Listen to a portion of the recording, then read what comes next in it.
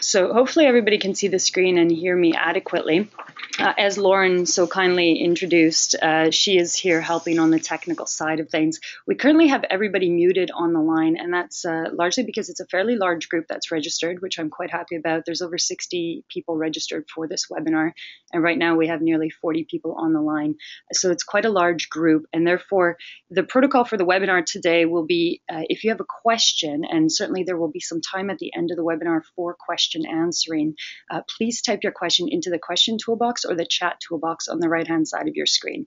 And what I'm going to do is at the end of the webinar, attempt to address a few of the questions, but then after the webinar, I'll actually be taking all of the questions and writing up a document to answer all of your queries and sending it out to everybody who's registered on the webinar. And that way, at least as a preliminary first kick at the can, we can get all of the questions answered at this early stage in the process. So assuming all is well then in terms of technical capacities and we don't see any questions cropping up, I'm going to begin this webinar. We have 1 hour together, and there's actually a great deal of information to move through. You're going to see on the webinar that some of the slides have more information than I'm going to actually cover, in particular with regards to the CUTRIC and CUTRIC aerospace initiatives that we are modeling ourselves on. And the reason I provided more information is so that as homework, you can look at the webinar after the fact, take a look at some of the information, especially for those of you who are going to be joining us at the CUTA annual conference for the roundtable on June 1st, which I'll be talking about momentarily. So to begin, I just want to introduce, first of all, the Canadian Urban Transit Research and Innovation Consortium. And I want to start off by saying a couple words. First of all, welcome to everybody who is joining us. Second of all, I really want to say thank you to the CUTA staff and to the CUTA membership. It is by virtue of CUTA's facilities and in-kind contribution of every single staff member, essentially, that CUTRIC has gotten up and running. So I do want to send a thanks out to them. And it is, in fact, by virtue of CUTA's webinar facility that we are currently all meeting right now. I have met a number of you in person, a number of you I have not yet met in person, but I look forward to engaging in those sessions in the next few months. And as I said, there's a great deal of information to move through, so we're just going to begin. The webinar is entitled The Strategic Plan for Transit Innovation. However, the stage that we're at right now is really a preliminary drafting of what a strategic plan for research and innovation will look like in transit. The agenda for the webinar will follow this structure. I'm going to introduce myself so that you can put a face to the name, and introduce also what is CUTRIC and CUTRIC overall for those of you for whom this is a relatively new initiative. We're then going to look at how CUTRIC differs from CUTA research, and I'm going to turn to Lauren for a bit of an articulation on that front because many of you as CUTA members will be aware that there is CUTA in-house research. Number 4 on the agenda is an articulation and overview of the CRIAC and CARIC models in aerospace. For some of you, these are well-known models in aerospace consortia-based research. For many of you, these are very new models to be engaging with. And so I feel it's quite important at this stage for us to understand what are these models of consortium-based research, and also to understand what are the differences between aerospace research and transit, insofar as we're trying to transpose the model that works in aerospace into transit. And for that, I'm going to be inviting my colleague and friend, André Bezergui, to join us. He'll be joining us from afar on the road. So hopefully, if all the technical components work out, we will be hearing from André for that portion of the presentation. The 5th portion is a summary of the fact-finding and consultation results that I've had the opportunity to obtain over the last few weeks in terms of the key R&D interests articulated to me by transit authorities and corporations in this field. The 6th is an articulation of the CUTRIC funding possibilities. We really are at the beginning of that conversation right now. And the 7th is an articulation of the next steps in terms of CUTRIC's development and research and innovation. So first of all, I'd like to just introduce myself. My name is Josipa Petrunic, and I was hired as the executive director just over 7 weeks ago to help with the CUTRIC startup phase, which is essentially a 9-month phase. During this process, the goal is to get CUTRIC up and running with a core set of corporate and transit industrial champions, academic champions, and some articulation or definition of what the funding structure will look like. An additional goal of this 9-month process is to really culminate in the first research and innovation forum, where the goal is to have industry representatives stand up and indicate what their research needs are and to match them with the academic groups that are able to help resolve those needs or find solutions through research partnerships. The other role I play is as a professor at McMaster University. So some of you I have met in that capacity, where I work on electrified transportation policy and manufacturing. So to move right into the presentation, let me give you first an overview of CUTRIC and CUTRIC. And I know for a few of you, you're coming from companies where you haven't necessarily been involved in this initiative in the past. I have been working very hard to try and find the right person in certain industrial partnerships and in certain organizations. And sometimes that means going beyond the frontline CUTA membership and those individuals most familiar with CUTA into the technical background of the corporation or the transit authority. So I'm hoping that with this webinar, it's our first attempt to try and reach out to some of the technical and engineering staff that is on the front line of R&D. To give you the brief history, really about 2 years ago, an initiative emerging out of CUTA itself, largely led by corporate members within the CUTA membership, Bombardier, Thales, Metrolinx, and BC Transit, among others, initiating the idea that we needed some kind of structured, strategic research and innovation group within transit. The notion being that transit research and innovation is fragmented across the country. There is no federal overarching funding packet, or at least there wasn't up until this recent week. And so there wasn't really any coordination around where research could go and how research could be handled. Moving into 2014 and 15, CUTA, to its credit, focused on developing what was a CUTRIC task force. And that task force was composed of OEMs, SMEs, transit authorities, and CUTA members across the board in the academic world. That task force produced a number of recommendations, one of them being specifically this startup phase over 9 months with a director to lead it. And now we are at the stage where not only have I been hired, but we have an active CUTRIC board. We have a CUTRIC advisory committee that meets more regularly to help me move through this 9-month phase. And we have, of course, the executive directorship position. So to give you the highlight for those of you who weren't a part of that task force or part of the preliminary CUTRIC discussions, some of CUTA's executives, members that were most interested in this initiative, you can see on the left-hand side. Those that transitioned into the CUTRIC task force, you can see on the right-hand side. So there's a good, I would say, representation regionally and by industry and segment in the initial CUTRIC discussions that culminated in where we are today. So where is it that we are today? Well, the vision for the organization is really being summarized as follows: to make Canada a global leader in transit innovation. It's a tall order, but it's one that's achievable given the clusters of expertise across this country, both academic and industrial. The mission is very specific, though, in terms of how we're going to get there. The mission focuses on fostering the development of cutting-edge technologies, services, and solutions, so both hardware and software solutions for transit systems across the country. And the next part is particularly important. The mechanism is through consortium-based co-financing, and the additional mechanism is through industry academic partnerships. So the goal of CUTRIC is really to get industry academic research partnerships up and running that are co-financed through mechanisms that combine federal, provincial, industrial, and academic contributions. And I will be talking about what some of the possible ratios of contribution are, cash and in-kind ratios that we're looking at. And some of them will be delimited by the kind of funding that we go after as an organization and project by project. But that mission gives you the overall sense of what CUTRIC is here to do. In terms of the operational structure so far for CUTRIC, I would say we are a very lean organization, a one-woman team at this point, but buttressed and fully supported by the robust team at CUTA. So right now, operationally, CUTA is providing the in-kind government relations team, the marketing and telecommunications, the physical boardroom space, and the accounting support. So essentially, all of the functions that CUTRIC itself will one day do in-house are currently being provided by CUTA.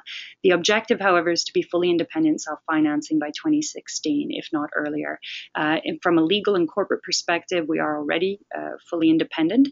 However, from a financing perspective, CUTRIC is entirely dependent on CUTA at this stage. The goal in terms of self-financing, just to articulate, and I will get back to it, is really a membership-based consortium. So those corporations, industry groups, and academic groups that wish to be members of CUTRIC will eventually, at some point, pay a membership fee for the privilege of being a part of the initiative. And that will constitute the independent self-financing mechanism. In terms of the governance structure, just to give those of you who weren't around during the task force days some update, this is what the governance structure looks like with Daniel Bergeron as our chair. We have here in the room with me as well is Michael Rochelot, as a director from CUTA. We have Sue Connor, Eric Gillespie, Philippe Bellon, Mario Peloquin. And you can see also that we have some observers from the TTC, Dulce Mitchell and Brian Leck on the legal side, and Wendy Reuter as an observer from CUTA. With Wendy, thanks going out to Wendy for offering to serve as the transition observer as Michael happily retires. Now, just before we get into the nitty-gritty of CUTRIC, how it could be funded, what the R&D areas are that have emerged so far in consultations, and what the details of the CRIAC and CARIC model look like, I know a number of members have highlighted a question around how CUTRIC would differ from CUTA-based research. And so I'm going to turn over to Lauren to ask if she can clarify for those of you who are CUTA members how this research will differ. Thank you. So for those of you who are CUTA members, you might be familiar with our strategic research program, which is hosted by the Technical Services Committee. And this research program is also a member-funded program. So it's a program in which members pool their resources, usually in an advisory capacity, but also financial resources to fund research projects. Most of these research projects focus on the operational or technical side of things, but less so than the hard R&D that CUTRIC will be working on.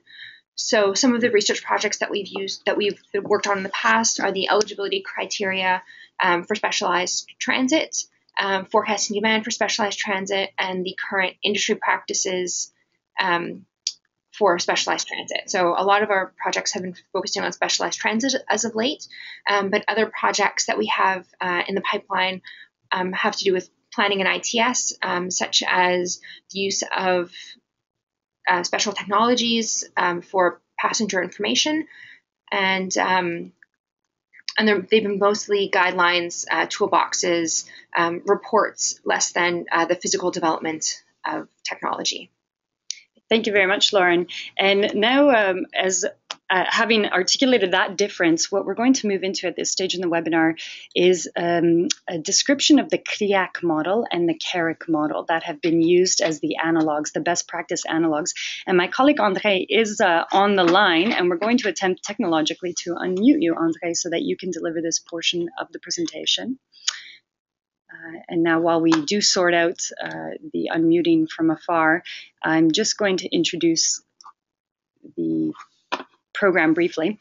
So for those of you, some of you are very familiar with the CRIAC initiative, and some of you are unfamiliar with the CRIAC initiative, as it's been around for now well over 10 years. And André, I believe we have you on the line now, and I would like to turn over to you for this portion.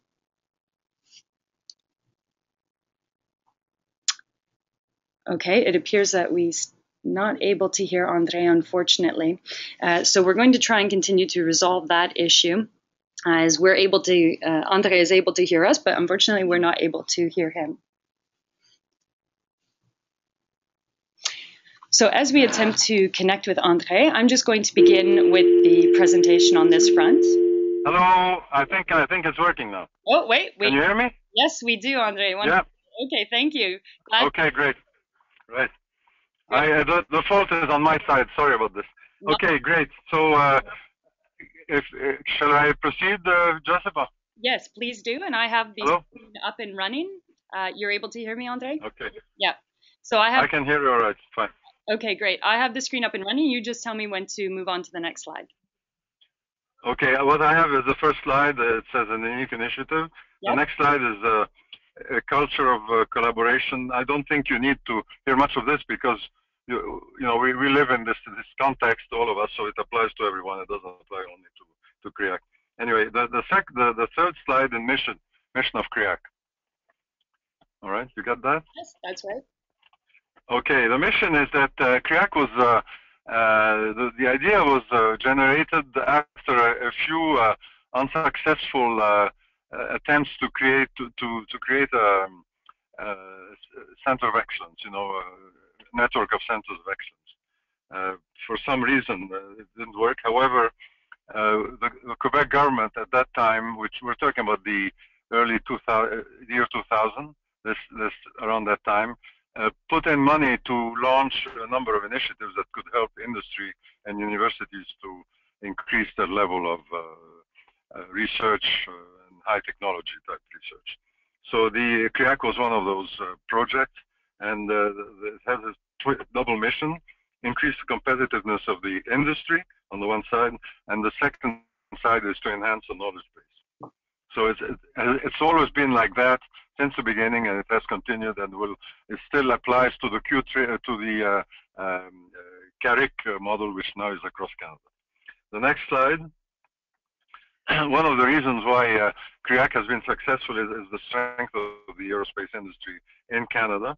And here you have the numbers: 400 companies, 80,000 jobs, etc. It hasn't changed. It's actually on the increase, and things are going pretty well. One of the things that is particular to CRIAC is that if you go to the next slide, it's that the aerospace sector in Quebec is more than its share of the population. Normally it should have been 25%. Now we're talking about over 50% of the aerospace activity is in Quebec, so there's no, it's not a surprise to see that the sector is very, very active. So we have 234 companies out of the 400. It's a very strong presence of large companies such as Bombardier, Pratt & Whitney, Bell Helicopter, CAE. 42,000 direct jobs, $12 billion in sales annually.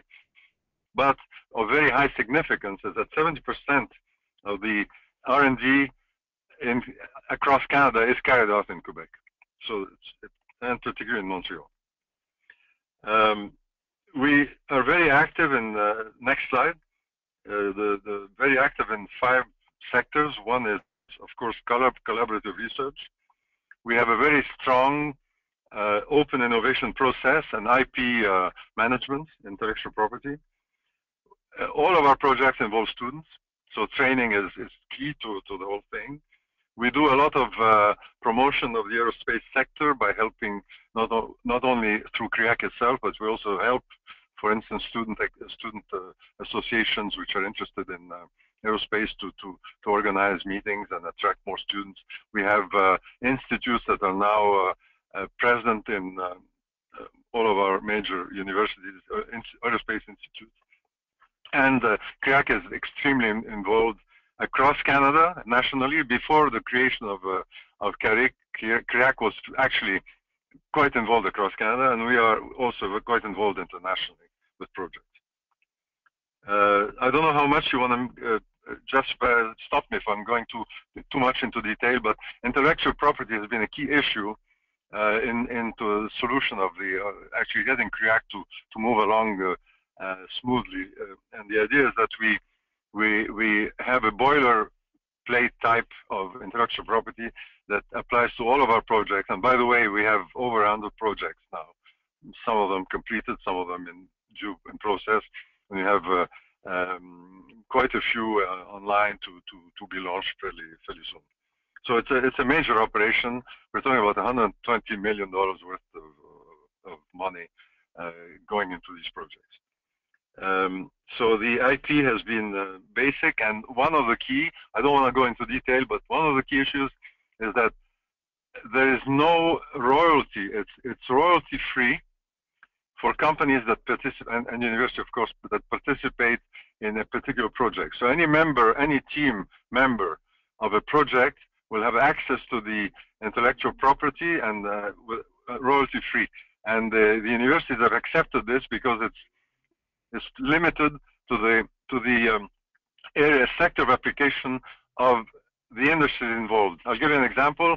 Bombardier is both in aerospace and transport, trains, but when we're talking about royalty free, it applies only to the aerospace part of Bombardier and not to the trains and other transport issues.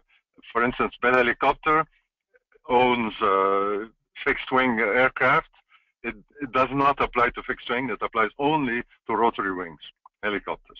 Okay, so that has made it easier because we say we give a chance to the aerospace sector to prosper and take advantage of the intellectual property that's being developed in projects, but the money is made by universities get the money because this has created a huge number of contracts. The students are being hired, the professors access to very specific information that they could not access otherwise. And they can make money by selling the royalties to sectors which are outside of the aerospace, and the companies will not object to that. So this is, in a short, a few words, the essence of our intellectual property agreement. Is that satisfactory? That is satisfactory. Yeah. Okay, great. Okay, the other thing is that if you go through the ingredients, I like to compare it to, when you make a cuisine, you put ingredients, and unless ingredients are right, it will not, it will not give you the right taste. Very important is if you look at the several ingredients which I've listed, it's launched on solid base. I've already mentioned the fact that we had targeted funding. We had industry and university champions, which supported the creation of CREAC. We have very strong financial support, both from membership, but also through projects. We have a very strong aeronautics industry. And then there's a buy-in by both universities and research centers to collaborate with CREAC. And we're talking about the very high-powered teams that have huge NSERC funding, etc. And of course, CREAC takes advantage of NSERC as well. We have, in the next slide, the CREAC ingredients continued. We have a research forum that has been held since the beginning every 2 years. And just to give you an idea, the first forum was held in 2002. It attracted about 120 persons, maybe 25% from industry. And the last forum, last April, was 1,500 people. And it's always over 30% industry participation. Now, during a forum, the industry presents its needs. That's what we call open innovation. And everybody is there to attend. There's no restricted access. The information is available to everybody. There's no non-disclosure agreements at that point. And then during the forum, we have workshops during which the people interested in a particular topic or a project can attend. They put their names down, and they are automatically included as a potential team member in the project. You see, it's not a competition. It's really open. And once the industry got together and the teams, people research, then they start cleaning up, removing people who are not really in the field, who just expressed a general interest, who could not contribute to the research. So the team itself, makes it an operational team. And that team then becomes the research team that will proceed with the project, apply for NSERC, and get money from industry. And industry is extremely active throughout the process. We always have an industry person responsible, and then we have a university representative responsible. So we always have the two working together to advance the project. We have a minimum. Has been a rule since the beginning. A multi-partnership. We have a minimum of 2 industries and a minimum of 2 research entities. But in actual fact, most of our projects are above 6 or 7 partners. But the fact that we have forced to have at least 2 industries it has attracted SMEs, because initially the projects were run by 2 large companies, but at some point they said, fine, but now we want to do our own thing. We are not interested in developing stuff for the other large company. So they've been attracting SMEs on board, and these SMEs now have a chance to proceed working with the large companies in their commercial ventures following the CREAC itself. The fact of enforcing 2 research entities to be on the project is that we cut the silo effect. University professors like to work by themselves with the students. Now we're forcing them to collaborate with other professors from other universities. And this has been extremely useful in attracting non-Quebec universities on board, and of course non-Quebec companies. And that very often you'll find that somebody, say a professor from McGill who has studied at British Columbia, will have a tendency to attract his buddies from British Columbia to work on the same project. that has been extremely useful. The quality of the research team, of course, all of our researchers have very high rates in NSERC, their own NSERC funding. As some of this stuff is not active right now, like we have special programs in support of researchers. Up to a certain point, I don't know, as I said, there's been a change lately in government rules, but we had, for instance, we had assured funding for research teams between projects. You know, one of the problems with research teams is that they have to hire technicians, they have to hire support staff, and when the project is finished, they don't have the money to continue hiring these people. So what we did is we supplied the equivalent of half a salary or something of that nature, so that they could keep their team going for the next, so that they'll be ready for the next project. And this has been extremely useful for continuation of the program. As I said, this rule may have changed, but I'm not too sure whether the government has accepted to support this type of financial support. So and then we have a very strong program. Yeah, Andre, yes. we have about 1 minute left for the CRIAC portion of the presentation. I'm just going to ask, that was a very good overview, and I'm going to summarize some of the key nuanced comparisons. But would you mind also, if we moved on to the concluding portion where we talk about the key summary features of CRIAC? Okay, the next thing, and final, it's going to take 15 seconds, is that it's been, all along, CRIAC has been very open and inclusive. An example, the board has 18 official members, but we have, all the members have an observer on board. So you have meetings which look like an AGM, but it attracts, everybody can attend, but of course the decision is based on the fact that we have a very strong executive committee made up of 10 members, and these meet once a month, and they take the final decision. But the board itself is a very large community, and they can participate. And the same thing applies to the research committee, which looks at the evolution of the project. And this has also worked extremely well. I'm finished with CRIAC. Thank you very much, Andre, and I want to thank you too for your information. For those of you who are on the webinar, and Andre, we're just going to press mute on the line now so that we don't get feedback from the microphone. For those of you who are on the webinar, the reason I included this detailed presentation of CRIAC, and I will also include the following slides on CUTRIC, which is the national version of CRIAC essentially, is that it really was this CRIAC consortium that constituted the analogy for CUTRIC. And the argument being that it is one of the most successful industry academic consortia in the country. And insofar as it's gone through 10 years of learning and improving its structure, developing IP agreements that are standardized, exemplifying an executive and governance structure that integrates industry with academia. Insofar as it demonstrates all of those features, it constitutes the best practice that we have available to us from a transit perspective. Now, having said that, and I'm just going to show you the couple slides on CUTRIC and leave this as homework for those of you who do want to learn a little bit more about these aerospace consortia. The CUTRIC program is, as I said, the national version, to put it very simply, of CRIAC, which used to be focused primarily on Quebec, but did expand out, as Andre indicated. And the difference, I guess, a simple way to identify the difference is that CRIAC focused largely throughout its history on what we would call TRL 1 to 3, for those of you who are familiar with the TRL scale.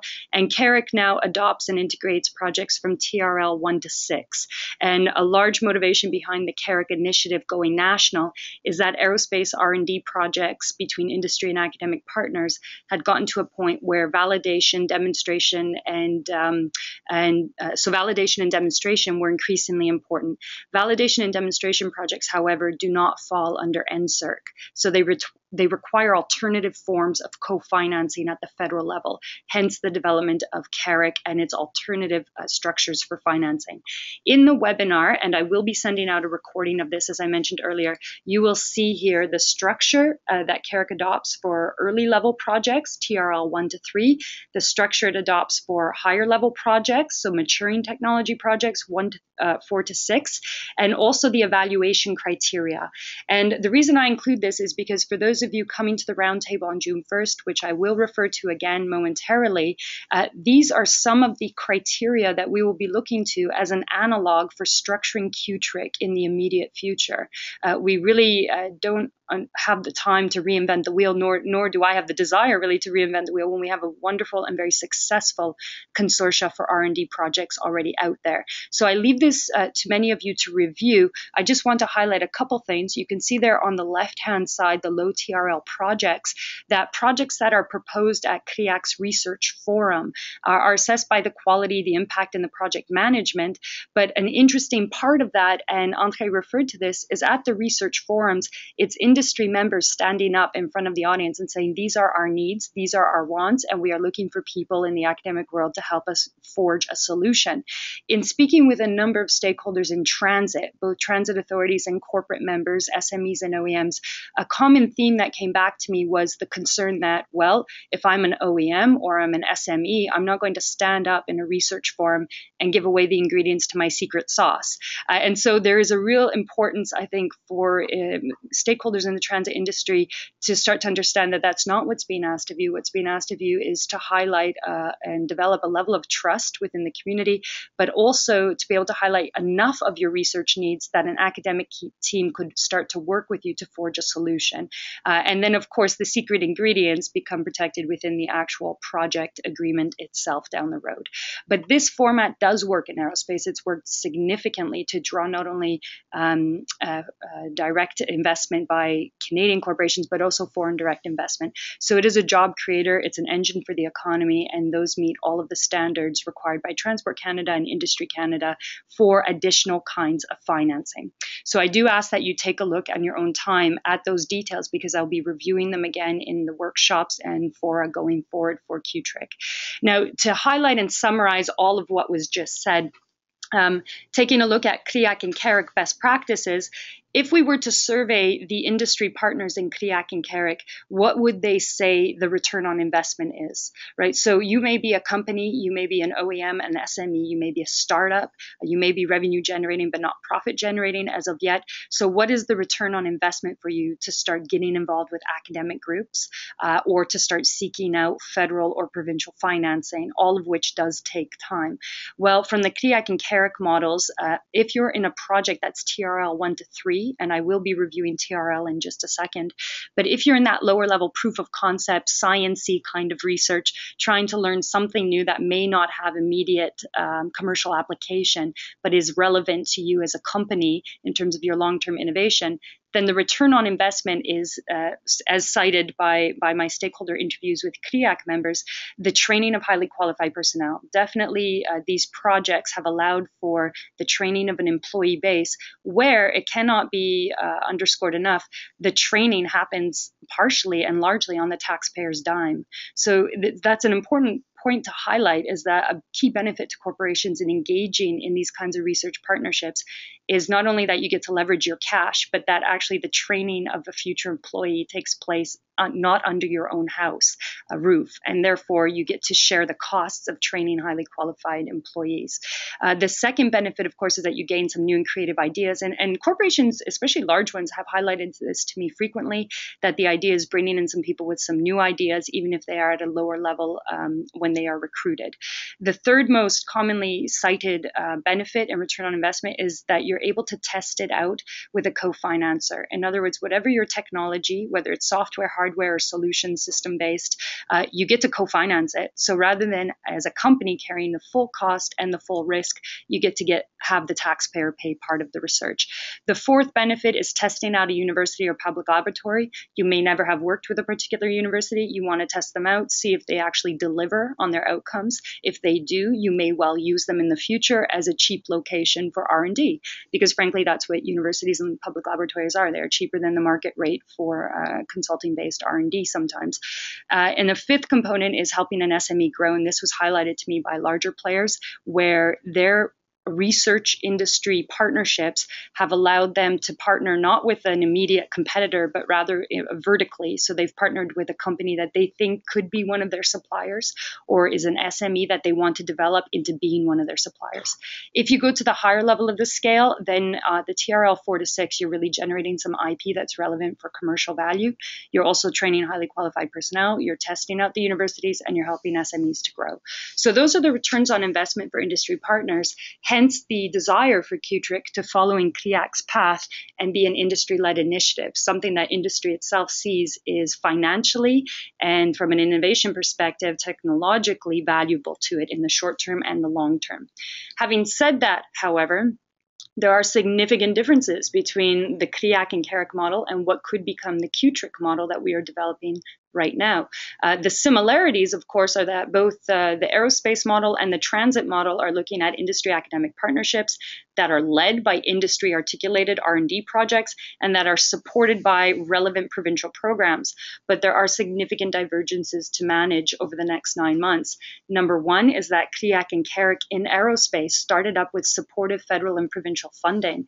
So at the federal level, there's a chunk of money every year dedicated at Industry Canada for aerospace. There is no such chunk of money dedicated for transit up until this week. And as of yet, I haven't dedicated in this webinar a great deal of discussion to the recently announced transit funding, largely because it's still ambiguous as to what that will mean for R&D.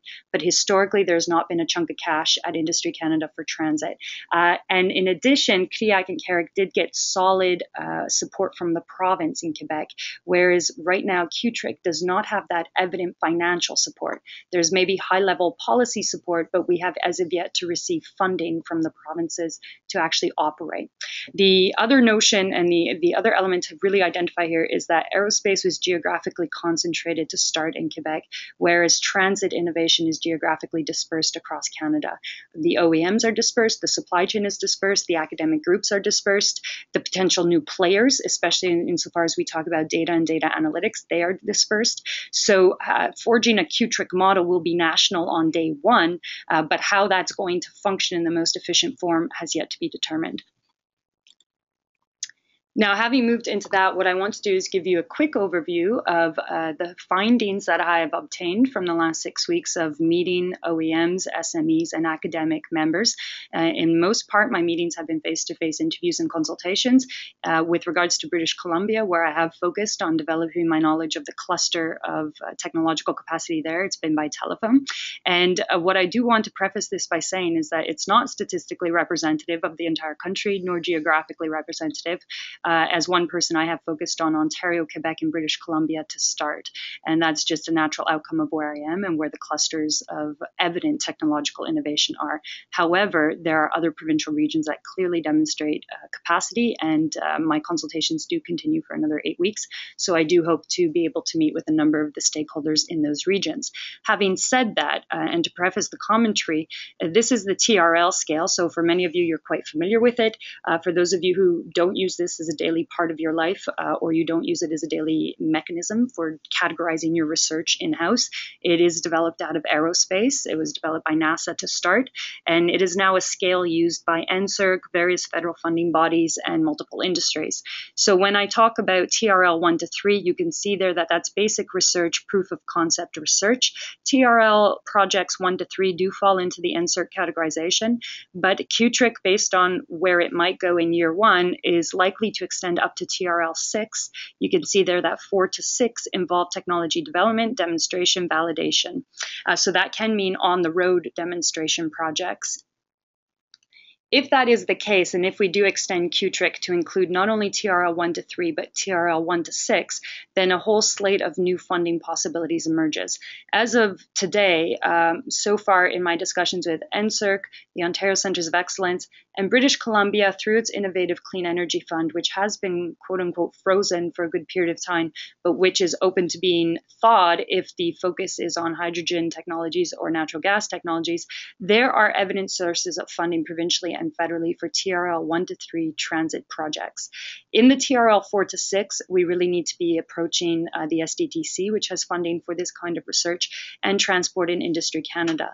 The goal for CUTRIC over the next 9 months is in the long term to to establish a pocket of cash that is fairly consistent year on year for transit innovation. So in year one, what I'm doing is looking at packets of money that already exist, which our research can be fit into.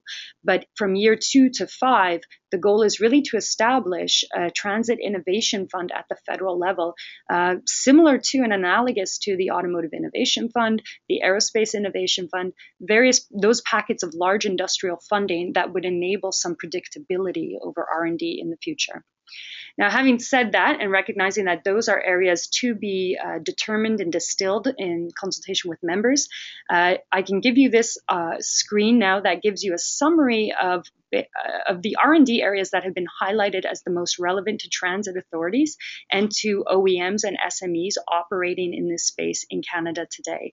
So you can see there that I've categorized them by 1 to 5, and that is based on the frequency with which they have been discussed and mentioned to me as pressing R&D needs. Having said that, again, the caveat here is that this isn't regionally fully representative of the country. It's based on the groups that I've gotten to, which is at this stage about 40 combined academic OEM and SMEs that I've spoken with. The first area of clear interest is in alternative powertrains and alternative fuel systems. R&D projects, especially around fully electric powertrains and their component parts, so powertrain integration systems. Allied to that, of course, is the charging infrastructure, and allied to that is the energy storage devices that might be added onto an electrical charging station, or depending on the charging infrastructure used by that particular bus technology, whether it's inductive charging or other. Underneath that, we then have in alternative powertrain systems, hydrogen fuel cell technology. That focus and that cluster has really been represented by the BC grouping of academics and corporations so far. So I suspect if you were to ask me, and if I were a betting woman, I would predict that a CUTRIC project in year one will emerge around hydrogen fuel cell, largely because of the organization coordination that's already happened in BC around this area of research. And allied to that is hydrogen fueling infrastructure. Third, in terms of frequency under alternative powertrain and fueling, is natural gas. CNG and LNG have both been mentioned across the country, largely in Quebec and British Columbia, with natural gas fueling infrastructure, R&D around both the infrastructure and still also the powertrain. So even though the powertrain is fairly well-established technology, there's been quite a bit of mention, especially from academic groups, about the capacity to go further with the vehicle component parts. Third, if you look at category number 3 is on material sciences. There is a great deal of capacity, as many of you are aware, on lightweighting and material sciences. Lightweighting, composites, biocomposites, biofibers, electrification of plastics and polymers. All of this falls into what I've put there in that bubble 3, lightweighting and material sciences. I would say we have an extraordinary capacity dispersed across the entire country in materials and lightweighting, and it's being underutilized. And so transit has a capacity for R&D projects there. Lightweighting, not only of the chassis, but also the component parts. And underneath that, there is some niche interest in doing R&D projects in noise and vibration control. Number 4 is a completely different kind of category, the software side of the transit issue. I would say, although it's listed as number 4 here, I would say it's as vehemently cited as is alternative fuel systems. And this is big data and data analytics. And that's been referenced to me both from the perspective of transit authorities that want R&D projects that will help them understand what kind of data they're collecting and how to use that data to reduce operational costs. And it's also been cited to me as those transit authorities and those new SMEs in the data field that want to be able to develop the consumer applications based on big data coming from bus and trolley and train sensors, essentially being able to incorporate those data points into consumer applications that allow consumers to plan out their day seamlessly. Underneath that, and I've incorporated it here not perfectly as a match, is signal control, electronic security, and complexity management.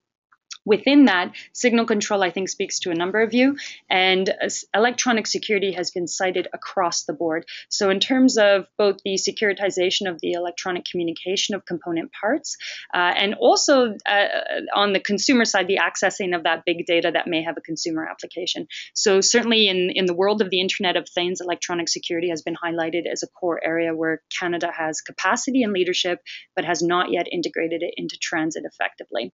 And underneath that, I've included also consumer rider mobility information integration. This has been highlighted by a number of transit authorities, especially in rural communities, that have said to me, essentially, if you're in Toronto or you're in Vancouver or Montreal and you're a consumer, you want to know when the next bus is coming or the next streetcar. But if you're in Lethbridge or Fort McMurray, you want to know when the next Greyhound bus is coming and how that Greyhound bus interacts with your local bus schedule.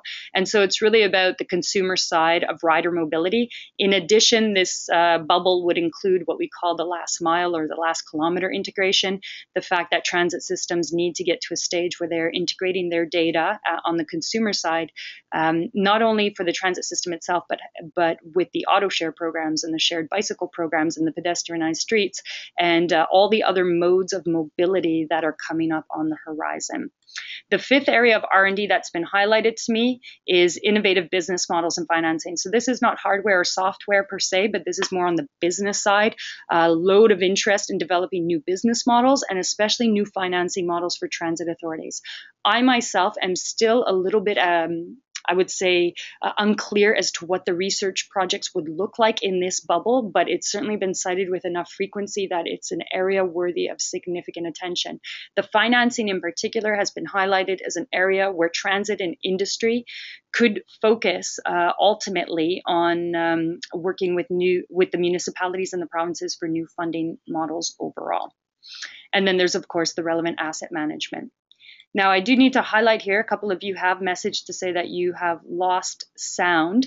Hopefully that you have received the sound back while I was speaking. And if you haven't, this is again being recorded, so you hopefully can take a look at it post factum. Now, just to come up to the final slides, having reviewed those R&D areas that were articulated to me by the groups that I went to and interviewed in person, and considering the CUTRIC model in the background, one of the questions that we are posing to stakeholders in this community is ultimately, far be it from me to set an a priori ratio as to what these projects should look like, rather we're looking for stakeholders in the community to identify to us what the ideal ratio would look like for them. So if we're looking for co-financing from federal or provincial sources, and if a company is looking to take $1 in cash and leverage it to $3 or $4 buttressed by the taxpayer at the federal and or provincial level, what does the ratio of cooperation need to look like? Well, in the CRIAC model, it was 2 industry to 2 academic groups. That may or may not work as easily in transit. Some alternative options have included 2 industry, 1 transit, 1 academic, recognizing that the transit authority itself is usually publicly financed as a public entity. Alternative models have been for some of the projects 2 industry, 2 academic, where you don't necessarily need a transit authority as a site of demonstration or as a participant.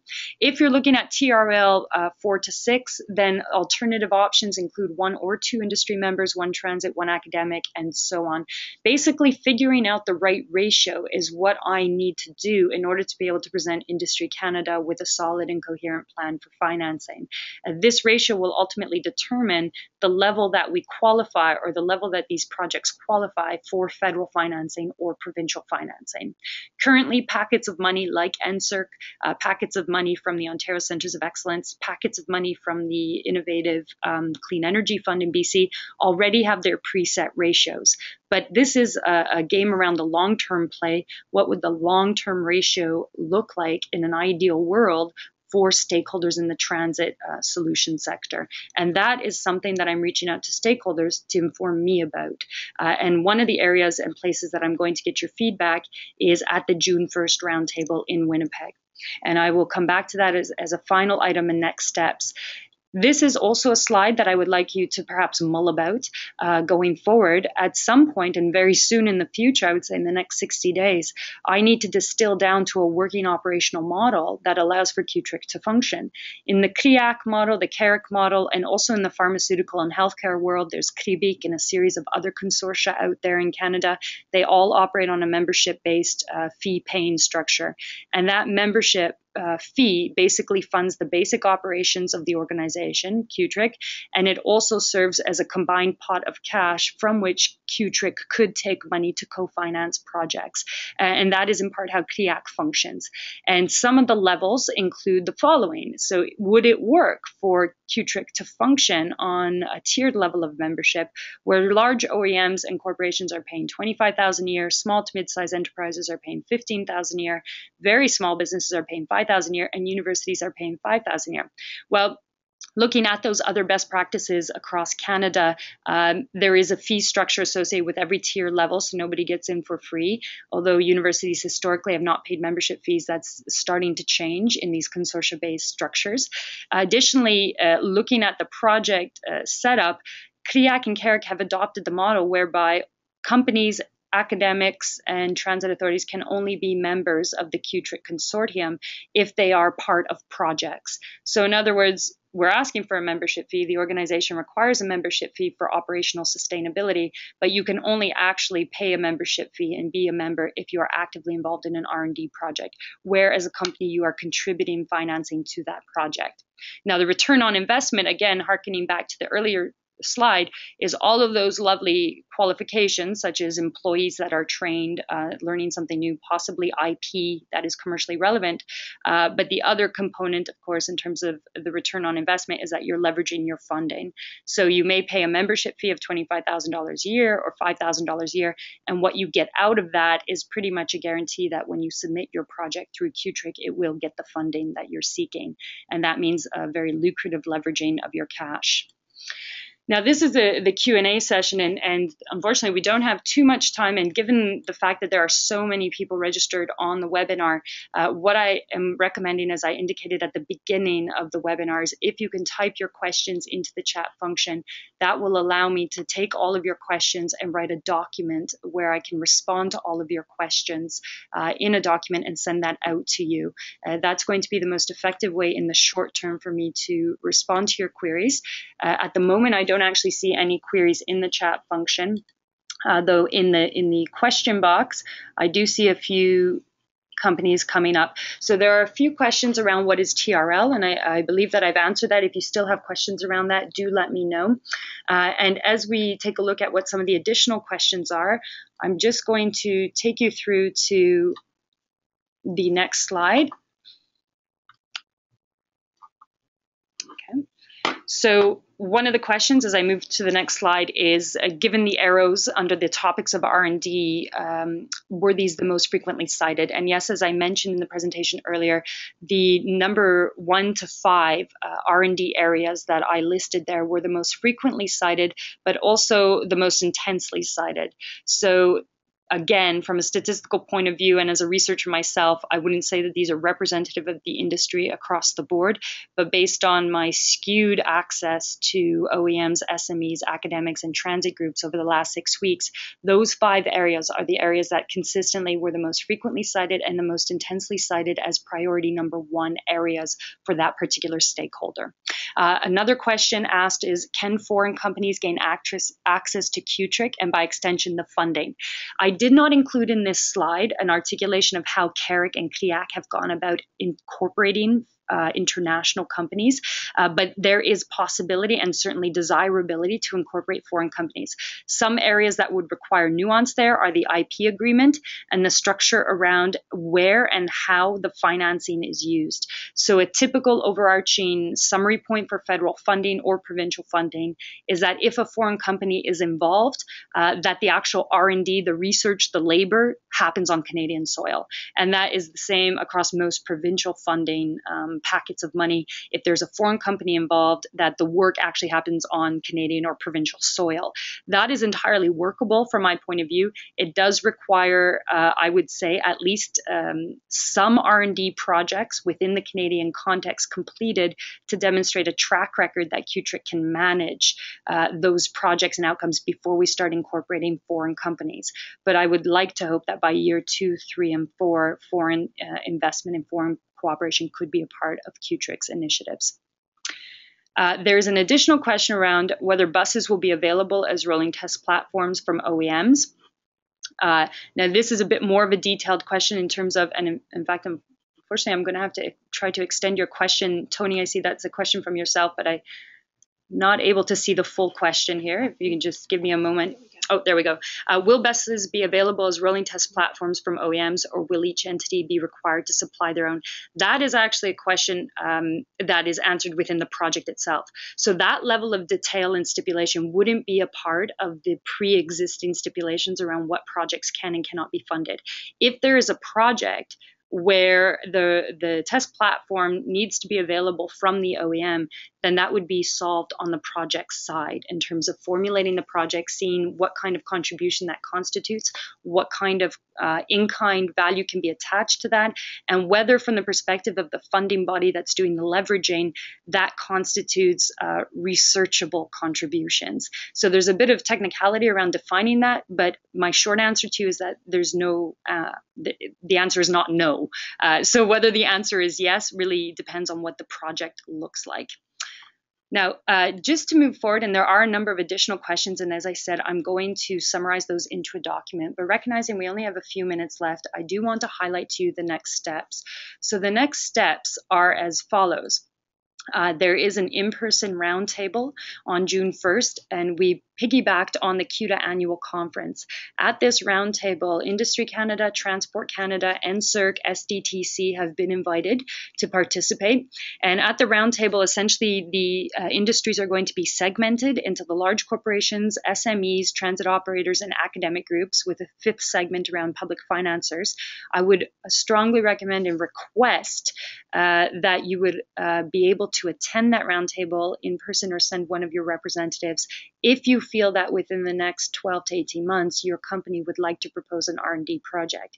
It's at that roundtable that we're going to initiate determining some of the ratios and the ratios for funding and some of the long-term requests to Industry Canada. The questions that are going to guide those roundtable sessions or that roundtable session include the following slate of questions. Essentially, I would ask that participants at that roundtable come pre-equipped with a sense of what the transit-related problems are that your organization wants to solve, potentially with a TRL categorization. Also, that you come pre-equipped with some sense of what the primary obstacles are to solving those problems. Is the problem that there's no academic group? Is the problem that there's no financing for your kind of research? Is the problem that you don't know where to go to find another company to partner with?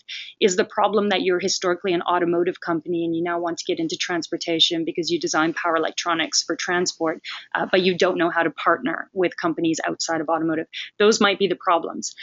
Question number 3 is what type of financing, federal, provincial, and I should have added municipal, do you feel your company needs to access and leverage in order to make your research project feasible? So if it is a proof of concept project, how much money do you need the taxpayer to buttress in order to have you actually engage with that project and move forward? If it's a higher TRL project, how much money do you need to make that project go forward? And what level of money do you think you might need? You might not know the answers to all of those questions, but if you can think about them ahead of time, that would be very helpful. And the fourth question is, of course, if the financing existed, what would be that ideal cooperation formula? So if CUTRIC goes forward, should we require 1 industry, 1 transit, 1 academic? Should we require 2 industry, 2 academic, 1 transit? Whatever that ratio looks like, it's really going to be the stakeholders at this roundtable that start to define and determine that ratio. And lastly, over the next 9 months, really 7 months at this stage, CUTRIC will need to culminate with its first forum. 2 options are that we piggyback on the CUTA conference in November and have the first R&D forum at that point, where we will ask industry members to stand up, articulate their needs, and partner them with and link them to the academic groups ready to go to help them solve those needs. The alternative option is a standalone CUTRIC event in September if we want to move it up earlier to get things moving faster. If that happens, the likelihood is that it will be in a Toronto location or a GTA location, largely because of the logistics around organizing such an event with the budget that CUTRIC currently has access to. In the lead up to that forum, however, I will be hosting pre-forum workshops with corporate members, transit authorities, and academic members in Ontario, Quebec, and British Columbia to start with.